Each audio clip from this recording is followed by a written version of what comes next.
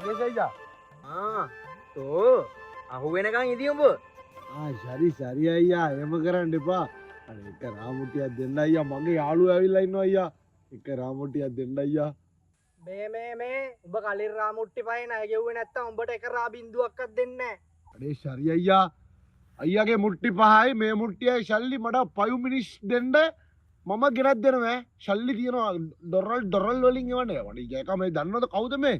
යඩ මේ අපේ ආරච්චිලා මහත්තයා ගෙදරට ආපු කාගේද සුදු මහත්තයාගේ රයිට් හෑන්ඩ් එක. ඔව් තකුණු අත. පිරි පොරක් අය. අයියා කියන්න අයියා. ඩොරල් වලින් ගා ඩොරල් වලින්. ඒකනේ අයියා. ඩොරල් තියන්නේ අය. මට රාපොඩ්ඩක් දෙන්න අයියා ගහලා පොඩ්ඩක් යන්න. ඩොරල්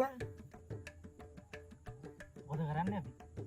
උඹ තක්කේටම විනාඩි 5න් සල්ලි ගෙනත් දෙනවද? සරි අයියා. ශල්ලි දෙනවා ෂුවර්. මා විශ්වාස නැත්නම් මෝ විශ්වාස කරන්නකෝ.